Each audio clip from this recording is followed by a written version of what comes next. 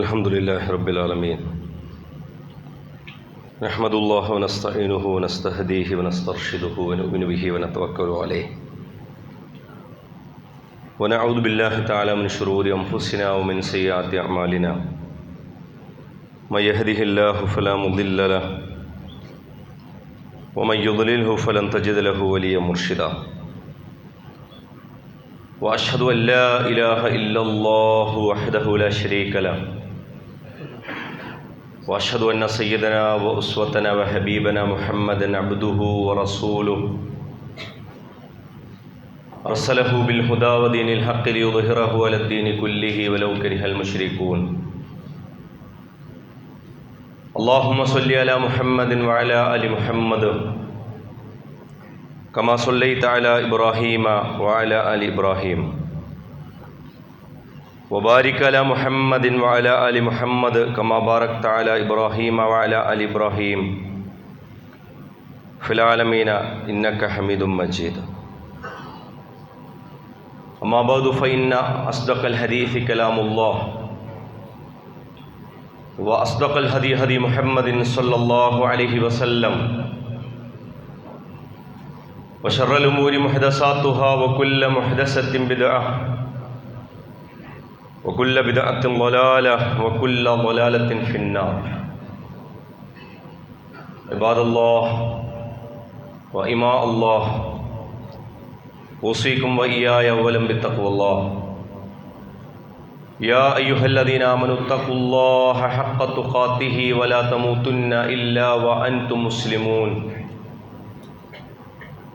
أعوذ بالله السميع العليم من الشيطان الرجيم بسم الله الرحمن الرحيم اتخذوا أحبارهم ورهبانهم أربابا من دون الله والمسيح ابن مريم وما أمروا إلا ليعبدوا إلها واحدا لا إله إلا هو سبحانه عما يشركون صدق الله. സ്നേഹാദരണീയരായ വിശ്വാസികളെ സഹോദരി സഹോദരന്മാരെ, രഹസ്യവും പരസ്യവുമായ മനുഷ്യജീവിതത്തിൻ്റെ എല്ലാ മേഖലകളിലും അല്ലാഹു സുബ്ഹാനഹു തആലയോട് തഖ്വയുള്ളവരായി സൂക്ഷ്മതയുള്ളവരായി ജീവിക്കണമെന്നും അവൻ്റെ ഉപദേശ നിർദ്ദേശങ്ങൾ പിൻപറ്റണമെന്നും അതർഹിക്കുന്ന ഗൗരവത്തിലും കണിശതയിലും എന്നെയും നിങ്ങളെയും ഉണർത്തുകയാണ്, വസിയത്ത് ചെയ്യുകയാണ്. പടച്ചമ്പുരാൻ അവൻ്റെ സ്വാലിഹുകളും സച്ചരിതരുമായ അടിയാറുകളുടെ കൂട്ടത്തിൽ നമ്മെ എല്ലാം ഉൾപ്പെടുത്തി അനുഗ്രഹിക്കുമാറാകട്ടെ. നമ്മുടെ കുറച്ച് സുഹൃത്തുക്കൾ പ്രാർത്ഥനകൾ കൊണ്ട് വസിയത്ത് ചെയ്തിട്ടുണ്ട്. നമ്മുടെ മുൻ ഖത്തീബ് യൂനുസ് മൗലവിയുടെ പിതാവ് വളരെ ക്രിട്ടിക്കലായ ഒരവസ്ഥയിലാണ്. തൊട്ടടുത്ത് നമ്മുടെ ഹോസ്പിറ്റലിൽ തന്നെയാണുള്ളത്. വേറൊരു സഹോദരൻ ഒരു സർജറി കഴിഞ്ഞ് നമ്മുടെ കൂട്ടത്തിൽ ഇന്ന് ഈ ഖുത്ബയിൽ ഇവിടെയുണ്ട്. അങ്ങനെ പല ആളുകളും പ്രത്യേകമായി ദുആകൾ കൊണ്ട് വസിയത്ത് ചെയ്തിട്ടുണ്ട്. അല്ലാതെ തന്നെ ഒരുപാട് പ്രയാസപ്പെടുന്ന സാമ്പത്തികവും ശാരീരികവും മാനസികവുമായ കാരണങ്ങളാലൊക്കെ ബുദ്ധിമുട്ടുന്ന ഒരുപാട് ആളുകളുണ്ട്. അല്ലാഹു അവർക്കെല്ലാം ശിഫ നൽകി അവരെ അനുഗ്രഹിക്കുമാറാകട്ടെ. വിശുദ്ധ ഖുർആൻ സൂറത്തു അത്തൗബയിലെ 31-ാമത്തെ സൂക്തമാണ് ഞാൻ ഓതി വെച്ചത്. എങ്ങനെയാണ് ഇസ്ലാം മറ്റ് മതങ്ങളിൽ നിന്ന്, മതങ്ങൾ എന്ന് പറഞ്ഞാൽ അള്ളാഹു നേരത്തെ തന്നെ യഥാർത്ഥ ഇസ്ലാം അവതരിപ്പിക്കുകയും മനുഷ്യർ അതിൽ പലതും കടത്തിക്കൂട്ടി അതിനെ വികലവും വികൃതവുമാക്കി തീർക്കുകയും ചെയ്തിട്ട് അള്ളാഹു സുബ്ഹാനഹു വ തആല തന്നെ പ്രവാചകന്മാരെ അയച്ചു കൊടുത്തിട്ട് ആ പ്രവാചകന്മാരെ വരെ ദൈവപുത്രരും ദൈവവുമൊക്കെ ആക്കി മനസ്സിലാക്കിയ ആളുകളെക്കുറിച്ച് പറയുന്ന ഒരായത്താണ്. ഈസാ അലൈഹിസ്സലാമയുടെ അനുയായികൾ അദ്ദേഹത്തിൻ്റെ വ്യക്തിത്വത്തെ തെറ്റിദ്ധരിച്ചുകൊണ്ടും അബദ്ധവശാലും ചില ആളുകളെങ്കിലും മനഃപൂർവ്വവും വികലവും വികൃതവുമാക്കി അദ്ദേഹത്തിൻ്റെ വ്യക്തിത്വത്തെ മാറ്റിയതിനെക്കുറിച്ചും അദ്ദേഹത്തിന് അവതരിപ്പിച്ച് കിട്ടിയ ഇസ്ലാമിൽ വെള്ളം ചേർത്തതിനെക്കുറിച്ചുമാണ് ഈ ആയത്തിലൊക്കെ പറയുന്നത്. ഈ ആയത്ത് ഞാൻ ഇപ്പോൾ ഓതിയത് ഈസാ അലൈഹിസ്സലാമയുടെ അനുയായികളെ കുറിച്ച് പറയാനല്ല, മറിച്ച് ഇതിൻ്റെ ആദ്യ ഭാഗം ഇത്തഖദു അഹ്ബാറഹും വറുഹ്ബാനഹും അർബാബം മിൻ ദൂനില്ലാഹ്. മുൻകഴിഞ്ഞു പോയ സമൂഹങ്ങൾക്ക് എന്താണ് സംഭവിച്ചത്? അവർക്ക് പറ്റിയ പിഴവെന്തായിരുന്നു? അള്ളാഹ് അതിനെക്കുറിച്ച് പറയുന്നത് ഇത്തഖദു അഹ്ബാറഹും വറുഹ്ബാനഹും അർബാബം മിൻ ദൂനില്ലാഹ്. അവർ അവരുടെ മതപണ്ഡിതന്മാരെയും പുരോഹിതന്മാരെയും അള്ളാഹുവിനു മേലുള്ള റബ്ബായിട്ട് മനസ്സിലാക്കി. അതായത് അള്ളയാണ് റബ്ബ്. അള്ളാഹുവിനെ കൂടാതെ റബ്ബുകളായി അവരുടെ പണ്ഡിതന്മാരെയും പുരോഹിതന്മാരെയും മനസ്സിലാക്കുക വഴി അവർ വഴിപിഴച്ചുപോയി എന്നുള്ളതാണ് അല്ലാഹു സുബ്ഹാനഹു വ തആല മുൻകഴിഞ്ഞ സമൂഹങ്ങൾ എങ്ങനെ യഥാർത്ഥ സന്മാർഗ ദർശനത്തിൽ നിന്ന് തെറ്റിപ്പോയി എന്നുള്ളതിൻ്റെ കാരണമായി പറയുന്നു. ഇത് ഞാൻ ഇന്ന് ഉദ്ധരിക്കുന്ന ഒരു പ്രത്യേക ഒരു കാരണമാണ്. കേരളത്തിൽ കഴിഞ്ഞ ഒരു ആഴ്ചയായിട്ടെങ്കിലുമുള്ള വലിയൊരു ചർച്ച, ഇതൊക്കെ 90-ൻ്റെ അതല്ലെങ്കിൽ 2000-ൻ്റെ ആദ്യഘട്ടത്തിലൊക്കെ ഉണ്ടായിരുന്ന ഒരു ചർച്ചയായിരുന്നു. ഇപ്പോൾ 25 കൊല്ലങ്ങൾക്ക് ശേഷം, ഒരു 1/4 നൂറ്റാണ്ടിന് ശേഷമൊക്കെ ആ ചർച്ച വീണ്ടും തിരിച്ചു വരുന്നു. അപ്പോഴാണ് ഈ ആയത്തുകൾ മതപണ്ഡിതന്മാർ പടച്ചവന് മേലെ പോകുന്നു എന്നൊക്കെ നമുക്ക് തോന്നേണ്ടി വരുന്ന, ഇസ്ലാമിൻ്റെ മൂല്യപ്രമാണങ്ങളോട് തീർത്തും പുറംതിരിഞ്ഞു നിന്നുകൊണ്ട് തങ്ങളുടെ ശാഠ്യം, അതായത് ഞങ്ങൾ ഇങ്ങനെയാണ്, അതുകൊണ്ട് ഇസ്ലാമിൽ ഇതൊന്നും പറഞ്ഞിട്ടൊന്നും കാര്യമില്ല, ഞങ്ങൾ പറയുന്ന പോലെ നടക്കും എന്നൊക്കെയുള്ള ദുർവാശിയോ അതല്ലെങ്കിൽ സങ്കുചിത മനസ്സോ ഇസ്ലാമിൻ്റെ അടിസ്ഥാന സ്തംഭമായ സക്കാത്തിൻ്റെ കാര്യത്തിൽ അവർ വളരെ മോശമായ വിശുദ്ധ ഖുർആനിൻ്റെ നസ്സുകൾക്കും തിരുനബി സല്ലല്ലാഹു അലൈഹി വസല്ലമയുടെ വാക്കുകൾക്കും എതിരായ കാര്യങ്ങൾ പറയുന്നു എന്നുള്ളിടത്ത് ഇസ്ലാം എങ്ങനെയാണ് ഇസ്ലാമിൻ്റെ അടിസ്ഥാനങ്ങളെ നമുക്ക് മുമ്പിൽ വെച്ച് തരുന്നത് എന്നുള്ളത് ഈ പുരോഹിതരോ മതപണ്ഡിതരോ അല്ലാത്ത ആളുകളെ വെച്ച് തന്നെ പഠിക്കാൻ വിശ്വാസികൾക്ക് ബാധ്യതയുണ്ട് എന്ന അർത്ഥത്തിലാണ് ഞാൻ ഇന്നത് പറയുന്നത്. യഥാർത്ഥത്തിൽ സംഘടിത സക്കാത്തുമായി ബന്ധപ്പെടുത്തിയിട്ടാണ് പുതിയ വിവാദം. അതായത് സക്കാത്ത് ഓരോരുത്തരും തങ്ങളുടെ വീടിൻ്റെ ചുറ്റോർത്ത് അതല്ലെങ്കിൽ തങ്ങൾക്ക് ഇഷ്ടമുള്ള ഉസ്താദന്മാരുടെ കയ്യിൽ തങ്ങൾക്ക് വിശ്വാസമുള്ള ഒരാളെ അങ്ങോട്ട് ഏൽപ്പിച്ചാൽ കഴിഞ്ഞു, അത്രേ ഉള്ളൂ സക്കാത്ത്. അതിനുവേണ്ടി നമ്മുടെ നാട്ടിൽ, പ്രത്യേകിച്ച് നമ്മുടെ നാട്ടിൽ നൂറുകണക്കിനായ സംവിധാനങ്ങൾ സംഘടിതമായിട്ടുണ്ട്. നേരത്തെ തന്നെ ഇവിടുത്തെ ഞാൻ നേരത്തെ സൂചിപ്പിച്ചു 10-30 കൊല്ലത്തിനപ്പുറമുള്ള പാരമ്പര്യമുള്ള സക്കാത്ത് സംവിധാനങ്ങൾ നമുക്കുണ്ട്. പള്ളികൾ കേന്ദ്രീകരിച്ചുണ്ട്, മഹല്ലുകൾ കേന്ദ്രീകരിച്ചുണ്ട്, സംസ്ഥാനാടിസ്ഥാനത്തിലുണ്ട്, ഇന്ത്യാടിസ്ഥാനത്തിലുണ്ട്, ലോകാടിസ്ഥാനത്തിലുണ്ട്.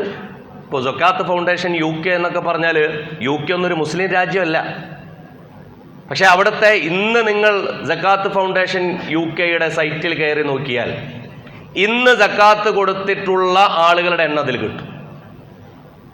ഇന്ന് എത്ര പേരാണ്? കാരണം സക്കാത്ത് എന്നുള്ളത് റമദാനിൽ മാത്രമുള്ള പരിപാടിയല്ലല്ലോ. ഓരോരുത്തരുടെയും സക്കാത്ത് ഓരോ വർഷം തികയുന്നത്, നിസാബ് തികയുന്നതൊക്കെ വ്യത്യാസമായിരിക്കും. നമ്മുടെ നാട്ടിൽ അത് റമദാൻ കേന്ദ്രീകരിച്ചുകൊണ്ടാണ് അതിന് കൂടുതൽ പ്രാധാന്യം നൽകാറുള്ളതെന്ന് ശരിയാണ്. ഇപ്പോൾ ലോകതലത്തിൽ ഇസ്ലാം പോലുമില്ലാത്ത പ്രദേശങ്ങളിൽ വ്യവസ്ഥാപിതമായി നടക്കുന്ന സംവിധാനമാണ് സക്കാത്ത് ഏജൻസികൾ, സംഘടിതമായ സക്കാത്ത് ശ്രമങ്ങൾ എന്ന് പറയുന്നത്.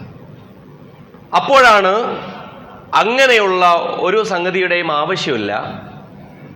നമ്മൾ ഒറ്റക്ക് അത് ഇവിടെ ഒരു ഇസ്ലാമിക ഭരണകൂടമോ സംഗതികളോ ഒന്നും ഇല്ലല്ലോ, അതുകൊണ്ട് സക്കാത്ത് എന്നുള്ളത് ഓരോരുത്തരും തോന്നുന്ന പോലെ എന്തെങ്കിലുമൊക്കെ ചെയ്താൽ മതി എന്ന് പടച്ചവന്റെ ദീനിലെ അടിസ്ഥാന പ്രമാണങ്ങളെ റദ്ദ് ചെയ്തുകൊണ്ട് സംസാരിക്കും വിധം ചില ദുർവാശിയുടെ സംഘടനാപരമായ സങ്കുചിതത്തിൽ പറയുന്നതാണ്.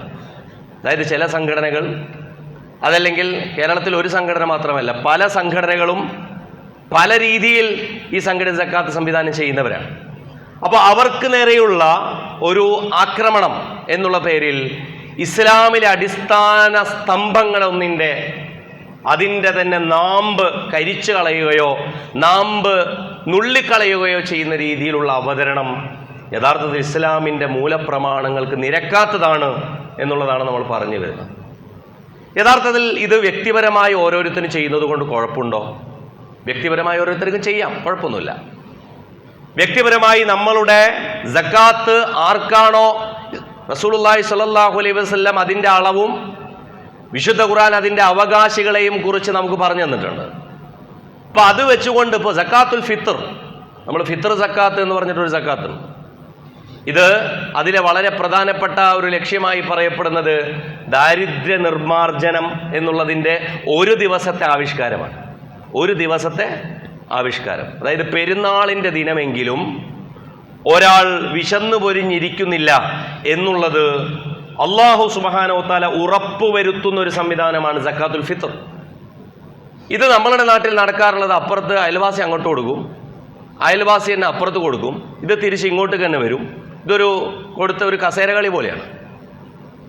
യഥാർത്ഥത്തിൽ ആവശ്യക്കാർക്ക് അതെത്തുന്നുണ്ടോ എന്ന് ഉറപ്പുവരുത്തുന്ന ഒരു സംവിധാനം മനുഷ്യസാധ്യമായി എന്തുകൊണ്ട് നമ്മളുടെ കൂട്ടായ്മകൾക്ക്, സംഘടനകൾക്ക്, നമ്മളുടെ നേതൃത്വങ്ങൾക്ക്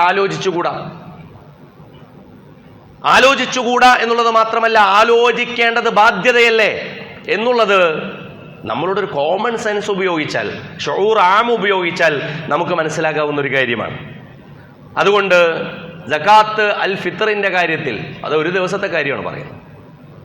ഇനി ഇത് വ്യവസ്ഥാപിതമായി സാധാരണഗതിയിൽ നമ്മൾ കൊടുക്കുന്ന സക്കാത്ത് നടന്നാൽ, ഇപ്പോൾ കേരളത്തിലെ ഒരു കേരള മുസ്ലിം പഠനമുണ്ട്. കേരള മുസ്ലിങ്ങളുടെ ധനശേഷിയെക്കുറിച്ചുള്ളൊരു പഠനമാണ്. അതായത് 2010 പഠനമാണ്. അതായത് കേരളത്തിലെ മുസ്ലിങ്ങളുടെ വരവ്, ഒരു കൊല്ലത്തെ വരവിനെ കുറിച്ചുള്ള പഠനമാണ്. ഇപ്പോൾ കേരളത്തിൽ അന്ന് 25% മുസ്ലിങ്ങളാണ്, ഇന്ന് 27% മുസ്ലിങ്ങളാണ്. 80 ലക്ഷത്തോളമാണ് അന്ന്, ഇന്ന് ഏകദേശം ഒരു 90 ലക്ഷത്തോളമാണ് മുസ്ലിങ്ങളുടെ ഒരു ജനസംഖ്യ എന്ന് പറയുന്നത്. ഇവരിൽ അതായത് കേരളത്തിലെ മൊത്തം റെമിറ്റൻസ് എന്ന് പറഞ്ഞാൽ ഒരു സാമ്പത്തിക വർഷത്തിൽ ഒരു എക്കോണമിയിലേക്ക്, അതായത് ഒരു സാമ്പത്തിക വ്യവസ്ഥയിലേക്ക് പുറമേ നിന്ന് വരുന്ന ഒരു മൂല്യപ്രേഷണം, മലയാള ഭാഷയിൽ മൂല്യപ്രേഷണം എന്ന് പറയും, അതിനേക്കാളും നല്ലത് ഇംഗ്ലീഷിൽ റെമിറ്റൻസ് തന്നെ പറയുന്നതാണ്, അത് നമുക്ക് മനസ്സിലാക്കാം. അതായത് പുതുതായിട്ട് വരുന്നൊരു പണം 30,000 കോടി രൂപയാണ്. ഈ 30,000 കോടി രൂപയിൽ ഈ റെമിറ്റൻസ് നടക്കുമ്പോൾ അതിൽ 56%, നിങ്ങൾ ആലോചിക്കണം, കേരള ഒരു സാമ്പത്തിക വ്യവസ്ഥയിൽ മുസ്ലിങ്ങളുടെ പങ്കിനെ കുറിച്ചുകൂടി അറിയാൻ നമുക്കത് ഉപകാരപ്പെടും. 30,000 കോടി രൂപയിൽ 56% മുസ്ലിങ്ങളുടെ പങ്കാണുള്ളത്. മുസ്ലിങ്ങളുടെ പങ്ക് അത് 16,500 കോടി രൂപയുണ്ട്. 16,500 കോടി രൂപ. എന്നാൽ സർക്കാരിൽ നിന്ന് ശമ്പളം വാങ്ങിക്കുന്നു. സർക്കാരിൽ നിന്ന് മൊത്തം നമ്മുടെ സർക്കാർ ജീവനക്കാർ പെൻഷനായും അതുപോലെ തന്നെ ശമ്പളമായും വാങ്ങിക്കുന്ന തുക 5,700 കോടി രൂപയാണ്. അതിൽ മുസ്ലിങ്ങൾക്ക് 11.5% ലഭിക്കുന്നത്. അതിൽ ഏകദേശം 655 കോടി രൂപ വരും. ഇത് നമ്മൾ ഏതോ മുസ്ലിം സംഘടനകൾ നടത്തിയ പഠനമെന്ന് കരുതണ്ട. കേരള ശാസ്ത്ര സാഹിത്യ പരിഷത്ത് നടത്തിയ 2010 കേരള പഠനമാണ്. അതായത് ഏതോ മുസ്ലിങ്ങൾ നടത്തിയ പഠനം എന്നുള്ള നിലക്കുള്ളൊരു ബയാസ്, അതല്ലെങ്കിൽ ഏതോ ഒരു പക്ഷഭേദം ഉണ്ടാകുമെന്നൊന്നും കരുതണ്ട. അപ്പോൾ കേരളത്തിൻ്റെ വാർഷിക വ്യവസായം, ആ കണക്ക് പറയുന്നത്, അതിലെ ഉൽപ്പാദനം മൊത്തം 23,500 കോടി രൂപ നടക്കുമ്പോൾ അതിൽ 30%, അതായത് 7,050 കോടി രൂപ മുസ്ലിങ്ങളുടേതാണ്. ഒരു കൊല്ലത്തെ കണക്കാണ് പറയുന്നത്, 2010 കണക്ക്. കാർഷികോൽപാദനത്തിൽ 18,200 രൂപ നടക്കുമ്പോൾ അതിൽ 4,185 കോടി രൂപ മുസ്ലിങ്ങളുടേതാണ്. ശേഷം ഇതൊക്കെ കൂടി മൊത്തത്തിൽ 37,200 കോടി രൂപ മൊത്തം നേടുമ്പോൾ, കച്ചവടത്തിൽ നിന്ന് മൊത്തം കേരളം നേടുമ്പോൾ അതിൽ 40%, കച്ചവടത്തിൽ 40% ഓഹരി മുസ്ലിങ്ങളുടേതാണ്. അതിൽ 14,800 കോടി രൂപ, 5 or 6 കാറ്റഗറി. അപ്പോൾ ഇത് പറഞ്ഞെന്താണെന്ന് വെച്ചാൽ ഇത് മൊത്തം കണക്ക് നമ്മൾ പറയേണ്ടതില്ലല്ലോ, കാരണം അതിൽ സക്കാത്ത് ബാധകമാകുന്ന മുസ്ലിങ്ങൾക്ക് മാത്രമാണ്. മുസ്ലിങ്ങളുടെ മാത്രം ഓഹരി ഒരു കൊല്ലം 43,500 കോടി രൂപയുണ്ട്. ഒരു കൊല്ലം ഇത് 43,500 കോടി രൂപ. ഇത് ബാങ്കിലൂടെ വിനിമയം ചെയ്യുന്ന പൈസയെ കുറിച്ച് മാത്രമുള്ള കണക്കാണ് കേട്ടോ. കയ്യിലിരിക്കുന്ന പൈസ, അതല്ലെങ്കിൽ വേറെ ഗവൺമെൻറ് കണക്കിൽപ്പെടാത്ത പൈസ, അങ്ങനെ അല്ലാത്ത പൈസ ഉണ്ടെന്നുണ്ടെങ്കിൽ അത് വേറെയാണ്. ഈ 43,500 കോടി രൂപ അന്ന് 2010 കണക്കാണ്. ഇന്നിപ്പോൾ 2025, 14 കൊല്ലം കഴിഞ്ഞ് 15ാമത്തെ കൊല്ലത്തിലേക്ക് നമ്മൾ പ്രവേശിച്ചു. നമ്മുടെ ഒരു എക്കോണമി, ഒരു സാമ്പത്തിക വ്യവസ്ഥ എന്ന് പറഞ്ഞാൽ ഒരു ഇൻഫ്ലേഷണറി എക്കോണമിയാണ്. അതായത് ഒരു കൊല്ലം ഒരു 7%, 8% ഇൻഫ്ലേഷനുള്ള ഒരു എക്കോണമിയാണ്. അതിൻ്റെ ഒരു കോമ്പൗണ്ടിങ് മൊത്തം വെച്ച് നോക്കിയാൽ, അതായത് ഒരു കൊല്ലം 1 ലക്ഷം രൂപ കയ്യിലുള്ള ഒരാൾ അടുത്ത കൊല്ലം അയാളുടെ കയ്യിൽ 1,07,000 റുപ്യ ഉണ്ടാകുമ്പോഴാണ് അയാളുടെ അതേ പർച്ചേസിങ് പവർ നിലനിൽക്കുന്നത്. അടുത്ത കൊല്ലം ഈ 1,07,000-ൻ്റെ 7%. ഇങ്ങനെ വെച്ച് നോക്കിയാൽ തന്നെ ഏറ്റവും ചുരുങ്ങിയത് 40%-ൻ്റെയോ 45%-ൻ്റെയോ വർധന വെച്ച് നോക്കിയാൽ 65,000 കോടി രൂപയോളമെങ്കിലും നിലവിൽ ഒരു കൊല്ലത്തെ ഇൻകം ഉള്ള ഒരു കമ്മ്യൂണിറ്റിയാണ് മുസ്ലിം കമ്മ്യൂണിറ്റി. ഇതിൽ പകുതി നിങ്ങൾ വിട്ടേക്കുക, പകുതി നിങ്ങൾ ഒഴിവാക്കിയേക്കുക. അതായത് സ്വന്തം ആവശ്യത്തിനും ടാക്സിനും ഒക്കെ കൊടുത്ത് പകുതി എല്ലാവരും തിന്നുന്നു തന്നെ കരുതുക. പകുതി അത്രയൊന്നും ഉപയോഗിക്കൂല, എങ്കിൽ പോലും പകുതി നമ്മൾ അങ്ങനെ അനുമാനിക്കുക. ബാക്കിയുള്ള 30,000 കോടി രൂപ ഇതിൻ്റെ തന്നെ സക്കാത്ത് പല രീതിയിൽ ബാധകമാകും. സക്കാത്ത് 10% ബാധകമാകുന്നുണ്ട്, 5% ബാധകമാകുന്നുണ്ട്, 2.5% ബാധകമാകുന്നുണ്ട്. ഇതൊരു 5%-ത്തിൽ നിങ്ങൾ അതിൻ്റെ ആവറേജ് പിടിച്ചാൽ തന്നെ അത് 2,000 കോടി രൂപ വരുന്നു. ഒരു കൊല്ലം മുസ്ലിം കമ്മ്യൂണിറ്റി നിലവിൽ കൊടുക്കേണ്ടുന്ന സക്കാത്ത് യഥാവിധം കൊടുക്കുകയാണെങ്കിൽ, സംഘടിതമായി നൽകുകയാണെങ്കിൽ അതിൻ്റെ യഥാർത്ഥ എഫക്റ്റിനെ കുറിച്ചാണ് ഞാൻ പറയുന്നത് പ്രിയപ്പെട്ടവരെ. ചെറിയൊരു കാര്യമല്ല. ഈ 2,500 കോടി രൂപ നമ്മുടെ നാട്ടിലെ സക്കാത്ത് എന്താണ്? റമദാൻ 21 മുതൽ 29 വരെ, അതല്ലെങ്കിൽ 27-ൽ പ്രത്യേകിച്ചും ആളുകളെ കൈനീട്ടി ഓരോ സമ്പന്നരുടെ വീട്ടിൽ ഇങ്ങനെ ഭിക്ഷാടന തുട്ടുകൾക്ക് വേണ്ടിയിട്ട് കൈനീട്ടുന്ന പരിപാടിയാണോ സക്കാത്ത്? ഒന്ന് ആലോചിച്ച് നോക്കൂ. നമ്മൾ പണ്ഡിതന്മാരും പുരോഹിതന്മാരും ഇതിനെക്കുറിച്ച് പറയുമ്പോൾ ഇസ്ലാമിൽ യഥാർത്ഥത്തിൽ ഇതിൻ്റെ സ്ഥാനം എന്താണ്? അതിൻ്റെ നെസ്സും ഇതിനെക്കുറിച്ചൊക്കെയുള്ള പ്രാധാന്യത്തെക്കുറിച്ചൊക്കെ നമുക്കറിയാം. പക്ഷെ ഇതിൻ്റെ ഒരു സാമൂഹിക പ്രത്യാഘാതത്തെക്കുറിച്ച് നമ്മൾ ആലോചിക്കേണ്ടതില്ലേ? യഥാർത്ഥത്തിൽ ഇസ്ലാമിൻ്റെ ഏറ്റവും സുന്ദരമാർന്ന മുഖം മറ്റുള്ളവർക്ക് മുമ്പിൽ കാണിച്ചു കൊടുക്കാനുള്ള പ്രബോധനത്തിൻ്റെ ഏറ്റവും മികച്ചിട്ടുള്ള ടൂൾ ഏതാണ് പ്രിയപ്പെട്ടവരെ? നമ്മൾ ചെയ്യുന്ന നമസ്കാരത്തേക്കാൾ, നോമ്പിനേക്കാൾ, ഹജ്ജിനേക്കാളൊക്കെ സമൂഹത്തിലേക്ക് നമ്മളുടെ പണം തിരിച്ചുപോയി. കേരള മുസ്ലിങ്ങളുടെ അവസ്ഥ അതിനേക്കാളും ദരിദ്രമാണ്. കേരള മുസ്ലിങ്ങളിൽ 31% ആളുകൾ, നിലവിലുള്ള കേരള മുസ്ലിങ്ങളിൽ 31% ആളുകൾ ദാരിദ്ര്യരേഖയ്ക്ക് താഴെയുള്ളവരാണ്. മുസ്ലിങ്ങളുടെ കഥയുണ്ടോ പറയുന്നത്? അതായത് 29 ലക്ഷത്തോളം മനുഷ്യർ, 28 ലക്ഷത്തോളം മനുഷ്യർ ദാരിദ്ര്യരേഖയ്ക്ക് താഴെയുള്ളവരാണ്. അതിൽ തന്നെയും കേരള മുസ്ലിങ്ങളിൽ 11% ആളുകൾ, അതായത് 9 ലക്ഷത്തോളം മനുഷ്യർക്ക് വീടില്ലാത്തവരാണ്. നമ്മളിപ്പോൾ നമ്മുടെ നാട്ടിൽ നടക്കുന്ന വലിയ ചാരിറ്റിനെ കുറിച്ചും പ്രവർത്തനത്തെക്കുറിച്ചൊക്കെ പറയും, ഉത്തരേന്ത്യയിലേക്ക് പലതും അയക്കുന്നതിനെ കുറിച്ച്. കേരളത്തിലെ അവസ്ഥയെക്കുറിച്ചാണ് പ്രിയപ്പെട്ടവരെ ഞാൻ പറയുന്നത്. അപ്പോൾ നമ്മൾ യഥാർത്ഥത്തിൽ പടച്ചവൻ ഈ ലോകത്ത് ഒരു നിയമം വെക്കുമ്പോൾ, ഈ ലോകത്ത് വിശ്വാസികളുടെ തന്നെ ധനം വിശ്വാസികളിലേക്ക്, അവരിലെ ദരിദ്രരിലേക്ക്, വിശ്വാസികൾക്ക് മാത്രമാണോ അതിൽ ഏറ്റവും ചുരുങ്ങിയത് വിശ്വാസികളിൽ പരിമിതപ്പെടുത്താം, മുസ്ലിങ്ങളുടെ തന്നെ ആവശ്യങ്ങൾക്ക് അത് ഉപയോഗപ്പെടുത്തപ്പെടുകയാണെങ്കിൽ, സാമൂഹികമായത് നിർവഹിക്കപ്പെടുകയാണെങ്കിൽ എന്താണ് അതിൻ്റെ ഒരു എഫക്റ്റ് ഉണ്ടാവുക? ഇപ്പോൾ കേരള ബൈത്തുൽ സക്കാത്തിനെ മുൻനിർത്തിയിട്ടാണ് ഇപ്പോൾ കഴിഞ്ഞ ഒരാഴ്ച വിവാദം ഉണ്ടായത്. അതായത് 2000-ൽ സ്ഥാപിതമായ ഒരു ബോഡിയാണ്. അന്ന് 56 പേരാണ് അതിൽ സക്കാത്ത് കൊടുത്തത്. 56 പേരാണ് അതിൽ സക്കാത്ത് കൊടുത്തത്. അന്ന് 54 പേരാണ് സംസ്ഥാന തലത്തിൽ അതിൻ്റെ ഉപകാരമെടുത്തത്. ഇപ്രാവശ്യം ഏറ്റവും അവസാനത്തെ കണക്കനുസരിച്ച് 1,00,000-ലധികം ആളുകൾക്ക്, 1,00,000-ലധികം എന്ന് പറയുമ്പോൾ 3,000-ലധികം ആളുകൾക്ക് പെൻഷനും റേഷനും, അതുപോലെ തന്നെ 5000-ലധികം കുടുംബങ്ങൾക്ക് ഭാഗികമായോ പൂർണ്ണമായോ വീട്, 350ഓളം കുടിവെള്ള പദ്ധതികൾ. ഞാൻ പറയുന്നു, നേരത്തെ പറഞ്ഞല്ലോ 2000 കോടി രൂപ, ആകെ കൂടി 15 കോടിയും 25 കോടിയൊക്കെ കിട്ടുന്ന ഒരു ചെറിയൊരു പ്രൊജക്റ്റിൻ്റെ ഒരു എഫക്റ്റാണിത്. ആ കൂടി 25 കോടിയോ മറ്റോ അതിൽ താഴെയാണ് ഈ പറഞ്ഞ സംവിധാനത്തിന് ലഭിക്കുന്നത്. നമ്മുടെ നാട്ടിൽ അനവധിയായ ഇത്തരം സംവിധാനങ്ങൾ നമ്മളുടെ മഹല്ലുകൾ കേന്ദ്രീകരിച്ച്, പള്ളികൾ കേന്ദ്രീകരിച്ചൊക്കെ വന്നാൽ എന്തായിരിക്കും അതിൻ്റെ ഗുണം? നമ്മൾ ആലോചിച്ചിട്ടുണ്ടോ? അത് യഥാർത്ഥത്തിൽ ഇസ്ലാമിൻ്റെ മൂലപ്രമാണങ്ങൾ വെച്ചുകൊണ്ട് അതിനെ റദ്ദ് ചെയ്യാൻ നോക്കിയാൽ ഇസ്ലാം തന്നെ അതിനെ അനുവദിക്കുന്നുണ്ടോ?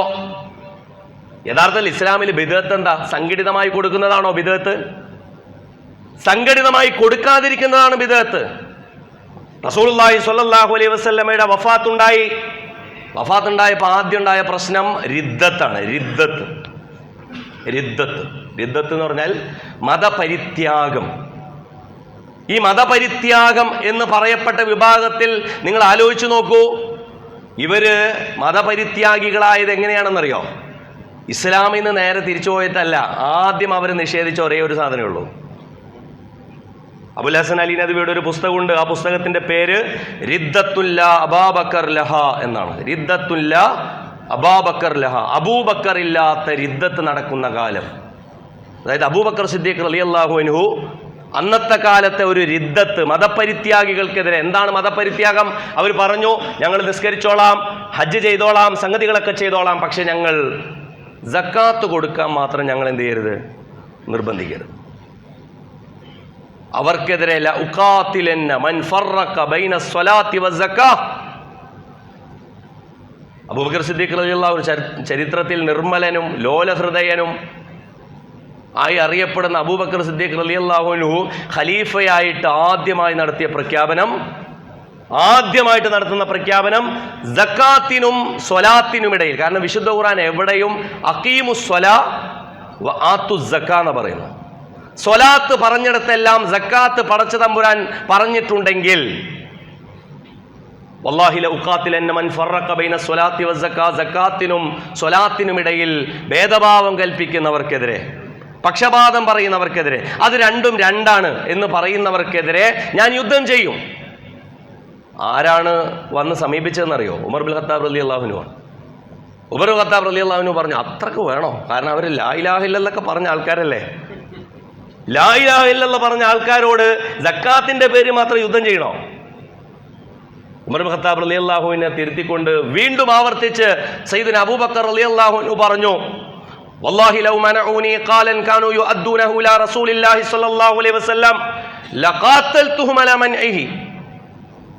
അവര് റസൂലുള്ളാഹി സ്വല്ലല്ലാഹു അലൈഹി വസല്ലം കൊടുത്തിരുന്ന കാലത്ത്, സക്കാത്ത് കൊടുത്തിരുന്ന കാലത്ത്, റസൂൽ ഹയാത്തിലുണ്ടായിരുന്ന സമയത്ത് അവർ സക്കാത്ത് കൊടുക്കുമ്പോൾ ഒട്ടകത്തെ കൊടുത്തിരുന്നുവെങ്കിൽ ഇഖാലൻ ലൗ മനഊനി ഇഖാലൻ, ഇനാഖൻ എന്നും ചിലയിടത്ത് കാണാം ഹദീസുകളിൽ. അതായത് റസൂലുള്ളാഹി സ്വല്ലല്ലാഹു അലൈഹി വസല്ലമക്ക് കൊടുക്കുമ്പോൾ ഒട്ടകത്തിനോടൊപ്പം ആ കെട്ടുന്ന കയറുകൂടി കൊടുത്തിരുന്നുവെങ്കിൽ, ഇപ്പൊ അവര് ഒട്ടകത്തെ തരാൻ തയ്യാറാണ്, കയറ് തരൂല എന്ന് പറയണമെങ്കിൽ ലഖാതൽതുഹും അലാ മൻഇഹി, അത് തരാത്തതിന്റെ പേരിൽ ഞാൻ അവരോട് യുദ്ധത്തിന് പുറപ്പെടും. ഇതൊരു സ്റ്റാൻഡാണ്.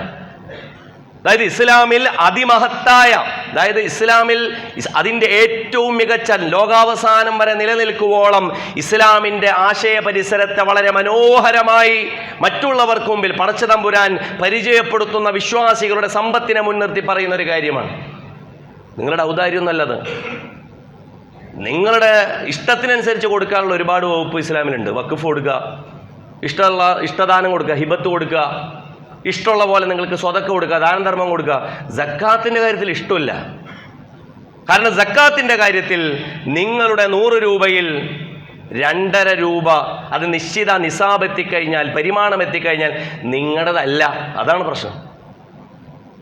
സ്വതക്ക നിങ്ങൾക്ക് ഇഷ്ടമുള്ളവർക്ക്, ഒരാൾ നിങ്ങളോട് തോന്നുന്ന ഒരു സംഭാവന ചോദിക്കുന്നു, നിങ്ങൾക്ക് ഇഷ്ടമുണ്ടോ, നിങ്ങളുടെ കപ്പാസിറ്റി എന്താണ്, അതിനനുസരിച്ച് കൊടുത്താൽ മതി. പക്ഷെ സക്കാത്തിന്റെ കാര്യത്തിൽ അതല്ല. സക്കാത്തിന്റെ കാര്യത്തിൽ ആ പൈസ നിങ്ങളുടേതേ അല്ല. ആ പൈസക്ക് കൃത്യമായ അവകാശികളുണ്ട്. ആ അവകാശികളെ കുറിച്ച് പറയുന്നിടത്ത് നിങ്ങൾ നോക്കൂ. അവകാശികൾ 8 അവകാശികൾ. അത് വിശദമായി പറയേണ്ട ഒരു ഖുത്ബയല്ലത്. കാരണം അതല്ലല്ലോ നമ്മുടെ ഇന്നത്തെ സക്കാത്തിനെ കുറിച്ച് പറയുമ്പോൾ മർമ്മം അതല്ല. ആ 8 അവകാശികളിൽ വളരെ പ്രധാനപ്പെട്ട ഒരു വിഭാഗമായി വിശുദ്ധ ഖുർആൻ പറയുന്നത് വൽ ആമിലീന അലൈഹ എന്നാണ്. വൽ ആമിലീന അലൈഹ എന്താണ് മൂന്നാമത്തെ വിഭാഗമായിട്ട് പറയുന്നത്? വൽ ആമിലീന അലൈഹ, സക്കാത്ത് പിരിക്കുന്ന ഉദ്യോഗസ്ഥർ എന്നാണ്. 8 വിഭാഗത്തെ കുറിച്ച് പറയുമ്പോൾ അതിൽ മൂന്നാമത്തെ വിഭാഗം ഇത് സക്കാത്ത് പിരിക്കുന്നില്ലെങ്കിൽ പിന്നെ എങ്ങനെ ഇതിൽ ഒരു വിഭാഗം അങ്ങനെ ഉണ്ടായത്? അതായത് സക്കാത്ത് പിരിക്കുമ്പോൾ, സക്കാത്ത് ശേഖരിക്കുമ്പോൾ അതിനുവേണ്ടി ഒരു സംവിധാനം ഉണ്ടാകുമ്പോൾ അതിനുവേണ്ടി യാത്രാ ചെലവുണ്ടാവും, അതുപോലെ തന്നെ അതിനുവേണ്ടി ഒരു ഓഫീസ് ചെലവുണ്ടാവും.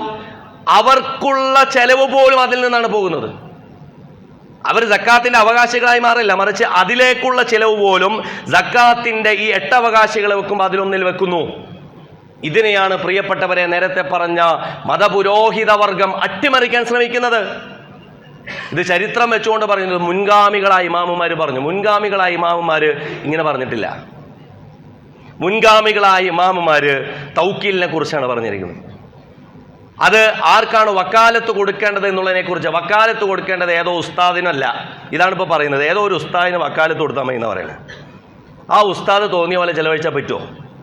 അതായത് ഉസ്താദുമാർക്ക് വിശ്വാസമുള്ള ഒരു ഉസ്താദിന് കൊടുത്താൽ മതി, അങ്ങനെ പറ്റുമോ? വിശ്വാസമുള്ള ഏതെങ്കിലും ഒരാൾക്ക് കൊടുത്താൽ മതി, അത് പോരാ. വിശ്വാസമുള്ള ഒരു കൂട്ടം ആളുകൾ വേണം. ഇസ്ലാമിൻ്റെ രീതി ഷൂറയാണ്. ഇസ്ലാമിൻ്റെ രീതി പരസ്പര കൂടിയാലോചനയുള്ള ഒരു 10 പേരും 15 പേരോടുള്ള. നിങ്ങളിപ്പോൾ വൈത്ത് സക്കാത്തിനൊന്നും വേണ്ട, നിങ്ങൾ പെരിന്തമണ്ണ നിങ്ങളുടെ പ്രദേശത്തുള്ള മഹല്ലുകളും സക്കാത്തും പള്ളിയൊക്കെ ഉണ്ടെന്നുണ്ടെങ്കിൽ അവിടെ കൊടുക്കൂ. ഏറ്റവും ചുരുങ്ങിയത് അതിൻ്റെ ചുറ്റുപാടുമുള്ള ആളുകളുടെ ഏറ്റവും ചുരുങ്ങിയ മുൻഗണനയിലുള്ള പ്രശ്നങ്ങൾ പരിഹരിക്കാനെങ്കിലും അത് ഉപകാരപ്പെടും. അതുകൊണ്ട് ഈ ഒരു വിഷയത്തെ ഇപ്പോൾ ഷറഹുൽ അഖായിദൊക്കെ നമ്മൾ ഉദ്ധരിച്ച് പറയാറുള്ളതാണ്. ഇപ്പോൾ അഹ്ലുസുന്ന വൽ ജമാഅ എന്ന് പറയുമ്പോൾ ലോകതലത്തിൽ 2 കൂട്ടരേ ഉള്ളൂ. ലോകതലത്തിൽ സുന്നികളും ഷിയകളേ ഉള്ളൂ. നമ്മൾ യഥാർത്ഥത്തിൽ കേരളത്തിലുള്ള എല്ലാ മുസ്ലിങ്ങളും ഷിയാക്കളൊഴികെ ബാക്കിയുള്ളവർ ഇസ്ലാമികപരമായി സുന്നികൾ എന്ന് പറയപ്പെടുന്ന ലോകത്തിലെ വിഭാഗമാണ്. അതല്ലാതെ ഏതെങ്കിലും ഒരു സംഘടനയുടെ പേരല്ല ഇസ്ലാമിക ലോകത്ത് സുന്നികൾ എന്ന് പറഞ്ഞാൽ.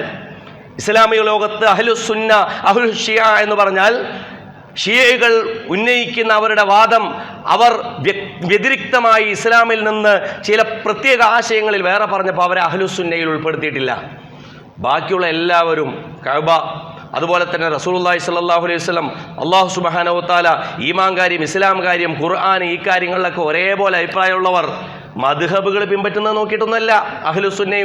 അഹ്ലുസുന്നയിൽപ്പെട്ട എല്ലാ ഇമാമുമാരെയാണ് നമ്മൾ മദ്ഹബിൻ്റെ ഇമാമുമാരെന്ന് പറയുന്നത്. അല്ലാതെ ഷാഫി മദ്ഹബിൽപ്പെട്ട ആളുകൾ മാത്രമാണോ സുന്നികൾ? അല്ല. ഹനഫി മദ്ഹബിൽപ്പെട്ടവരും ഹംബലി മദ്ഹബിൽപ്പെട്ടവരും മാലിക്കി മദ്ഹബിൽപ്പെട്ടവരും മദ്ഹബുകൾ ഇല്ലാത്തവരും ഇവരൊക്കെയും അഹ്ലുസുന്നയിലാണ് ഉൾപ്പെടുത്തുന്നത്. അതുകൊണ്ട് നമ്മൾ നടത്തുന്ന ഇത്തഖദു അഹ്ബാറഹും വറുഹ്ബാനഹും അർബാബം മിൻ ദൂനില്ലാഹ്, അള്ളാഹുവിനെ കൂടാതെ പുരോഹിതരെ പടച്ചോനു മേലെ വെക്കുന്ന പരിപാടി യഥാർത്ഥത്തിൽ പ്രത്യേകിച്ചും ഇസ്ലാമിൻ്റെ മൂലപ്രമാണങ്ങളുടെ വിഷയത്തിൽ, ഇനി ഇമാമുമാരുടെ കാര്യം തന്നെ എടുക്കുക. നമ്മൾ ഇപ്പോൾ ഇമാമുമാരുടെ കാര്യം പറയുമ്പോൾ അഹ്ലുസുന്ന വൽ ജമാഅത്തിൻ്റെ വളരെ ഷറഹ്, കൃത്യമായി അഖീദയുടെ ഷറഹ് വിശദീകരിക്കുന്ന പുസ്തകമാണ് ഷറഹുൽ അഖായിദ്. ഷറഹുൽ അഖായിദിൽ മുസ്ലിങ്ങളുടെ ഇമാമിനെ കുറിച്ച് പറയുമ്പോൾ വൽ മുസ്ലിമൂന ലാ ബുദ്ദ ലഹും മിൻ ഇമാമിൻ യഖൂമു ബിതൻഫീദി അഹ്കാമിഹിം എന്ന് വിശദീകരിച്ചുകൊണ്ട് ഇമാമ് ചെയ്യേണ്ട പണി, മുസ്ലിങ്ങൾക്ക് അവരുടെ ഒരു നേതാവ് ഉണ്ടാകേണ്ടത് ആവശ്യമാണ്. എന്താണ് അതിൻ്റെ ആ ഇമാമിൻ്റെ ചുമതല? എന്താണ്? യഖൂമു ബിതൻഫീദി അഹ്കാമിഹിം, അവരുടെ ഹുക്കുമകൾ നിർവഹിക്കുന്ന നേതാവ്. വ ഇഖാമത്തി ഹുദൂദിഹിം, അവരുടെ ഹദ്ദ്, ഇസ്ലാമിലെ ക്രിമിനൽ പ്രൊസീജിയേഴ്സ് നിർവഹിക്കുന്ന ഇമാമ്. അതുപോലെ തന്നെ വ സത്യസുഹൂരിഹിം വ തജ്ഹീസ് ജുയൂഷിഹിം, അവരുടെ സൈന്യത്തെ ഡെപ്യൂട്ട് ചെയ്യേണ്ടുന്ന, തയ്യാറാക്കി വെക്കേണ്ടത്. അത് യഥാർത്ഥ ഇസ്ലാമിക ഭരണകൂടത്തെ കുറിച്ചാണ് പറയുന്നത്. അങ്ങനെ ഒരു ഭരണകൂടം ഇല്ല നമുക്ക്. എന്നിട്ടാണ് പറയുന്നത്, നിങ്ങൾ നോക്കൂ, അതിനുശേഷം പറയാം ഇഖാമത്തിൽ ജുമഇ വൽ അയ്യാദ്, ജുമ സംഘടിപ്പിക്കേണ്ടത്, പള്ളിയിൽ നിസ്കാരം ഉണ്ടാക്കേണ്ടത്, അതുപോലെ തന്നെ പെരുന്നാളൊക്കെ സംഘടിപ്പിക്കേണ്ടതും ആരുടെ ചുമതലയാണ്? ഈ ഉമ്മത്തിൻ്റെയും ഈ കൗമിൻ്റെ അവസ്ഥ ആലോചിച്ച് നോക്കൂ. ആ കൂടി പള്ളി നിസ്കാരം നടത്തേണ്ടുന്ന അവസ്ഥയിലേക്ക് മാത്രം ഇസ്ലാമിനെ ചുരുക്കി കെട്ടിയതിൻ്റെ അത് ലോകതലത്തിൽ വന്നുപെട്ടൊരു അവസ്ഥയാണ്. പക്ഷെ അത് പറഞ്ഞ് ഇസ്ലാം ഇതേ ഉള്ളൂ എന്നൊരു കൂട്ടരെ അവതരിപ്പിക്കാൻ ശ്രമിച്ചാൽ അതെത്രമാത്രം അല്പത്തരമാണെന്നും ഇസ്ലാമിൻ്റെ നേരെയുള്ള അപഹാസ്യം ആക്കാനുള്ള, പരിഹാസപൂർവം അതിനെ ബാക്കിയുള്ളവർക്ക് മുമ്പിൽ അവതരിപ്പിക്കാനുള്ള ശ്രമമായിട്ടാണ് പ്രിയപ്പെട്ടവരെ നമ്മൾ മനസ്സിലാക്കേണ്ടത്. അതുകൊണ്ട് ഏറ്റവും ചുരുങ്ങിയത് നമ്മൾ റമദാനിലേക്ക് കടക്കുകയാണ്. റമദാൻ അല്ല ഒരിക്കലും ഞാൻ പറഞ്ഞു സക്കാത്തിൻ്റെ മാസം എന്നുള്ളത്. സക്കാത്ത് പക്ഷേ അതിൽ ഊർജിതമായി നമ്മൾ കളക്ട് ചെയ്യുകയും കേരളത്തിൽ നമുക്കിടയിൽ തന്നെ അത്തരത്തിലുള്ള ശ്രമങ്ങളൊക്കെ ഊർജിതമാക്കുകയൊക്കെ ചെയ്യുന്നൊരു സമയമാണ്. ഹജ്ജിനെ കുറിച്ച് പറയുമ്പോൾ ഹജ്ജ് ദിവസം നടക്കുന്ന ആ ഒരു ദുൽഹജ്ജ് 8 മുതലുള്ള പരിപാടിനെ കുറിച്ചല്ലല്ലോ ഹജ്ജ് എന്ന് പറയുന്നത്. അല്ല ഹജ്ജു അഷ്ഹൂറും മഅലൂമാത്ത് എന്നാണ്. ഹജ്ജ് എന്ന് പറഞ്ഞാൽ ചവ്വാൽ മുതൽ ഇങ്ങോട്ട് തുടങ്ങുന്ന മാസങ്ങളെയാണ് എന്ത് ചെയ്യുന്നത് ഹജ്ജ് എന്ന് പറയുന്നതെങ്കിൽ, സക്കാത്ത് എന്നുള്ളത് ഒരു നിരന്തരമായ ഒരു നമ്മളുടെ ശീലത്തിൻ്റെ പേരാണ്. സക്കാത്ത് കൊടുക്കാനില്ലാത്തവനും സക്കാത്ത് കൊടുക്കാനുണ്ടോ എന്ന് കാൽക്കുലേറ്റ് ചെയ്യണം. അപ്പോഴാണ് അയാളുടെ സമ്പത്തിൻ്റെ അവസ്ഥയെക്കുറിച്ച് അയാൾക്കറിയാം. എത്രയാണ് വരവ് എന്നറിയാം, എത്രയാണ് കടം എന്നുള്ളതെന്നറിയാം. ഇതൊക്കെ നോക്കണം. അപ്പോഴാണ് ഒരു വിശ്വാസിക്ക് ഒരു നമസ്കാരം നോമ്പും ഒക്കെ ജീവിതത്തിൽ ചിട്ട കൊടുക്കുന്നത് പോലെ സക്കാത്ത് എന്നുള്ളത് ഒരാൾക്ക് സാമ്പത്തിക വിശുദ്ധിയും സാമ്പത്തിക അച്ചടക്കവും അതോടൊപ്പം സമൂഹത്തിലെ ദാരിദ്ര്യ നിർമ്മാർജ്ജനമടക്കമുള്ള വലിയ ലക്ഷ്യങ്ങൾ നിർവഹിക്കുന്ന വിപ്ലവകരമായ ഒരു ഇബാദത്തായി തീരുന്നത്. അല്ലാഹു സുബ്ഹാനഹു വ തആല അത്തരത്തിൽ ഇസ്ലാമിലെ മഹിതമായ ഈ ആരാധന അനുഷ്ഠാന കർമ്മങ്ങളുടെ സാമൂഹികമായ ദൗത്യത്തെയും അതുപോലെ തന്നെ വിശ്വാസി എന്നുള്ള നിലയിൽ അതിൻ്റെ പ്രതിനിധീകരണത്തെയും ഒക്കെ മനസ്സിലാക്കാനുള്ള തൗഫീക്ക് നൽകി നമ്മെ അനുഗ്രഹിക്കുമാറാകട്ടെ. നമ്മളാൽ സാധ്യമാകുന്ന മഹല്ലുകളാണെങ്കിൽ അങ്ങനെ, കൂട്ടായ്മകളാണെങ്കിൽ അങ്ങനെ, അതല്ലെങ്കിൽ സംസ്ഥാനാടിസ്ഥാനത്തിലും ദേശീയാടിസ്ഥാനത്തിലാണെങ്കിൽ എത്ര വലിയ രീതിയിൽ ഇത് നമുക്ക് ചെയ്യാൻ പറ്റുമോ അതിൻ്റെ എല്ലാ ശ്രമങ്ങളെയും നമുക്ക് ഊർജിതമാക്കാൻ ശ്രമിക്കുക. അല്ലാഹു നമ്മളുടെ എല്ലാ കാര്യങ്ങളും തൗഫീക്ക് ചെയ്യുമാറാകട്ടെ. കൂടുതൽ ഇത്തരം കാര്യങ്ങളിൽ മാനസികമായി അതിന് തയ്യാറെടുപ്പുകൾക്ക് അതിനുള്ള വൈജ്ഞാനിക നിലവാരം നൽകി മാനസിക നിലവാരം നൽകി അല്ലാഹു നമ്മെ തൗഫീക്ക് ചെയ്യുമാറാകട്ടെ. നമ്മുടെ വീഴ്ചകൾ നമുക്ക് പുറത്തു വരുമാറാകട്ടെ. നമ്മുടെ മാതാപിതാക്കളെ അല്ലാഹു പ്രത്യേകമായി അനുഗ്രഹിക്കുമാറാകട്ടെ. അവരെയും നമ്മയും അവൻ്റെ ജന്നാത്തുൽ ഫിർദൗസിൽ ഒരുമിച്ച് കൂട്ടുമാറാകട്ടെ.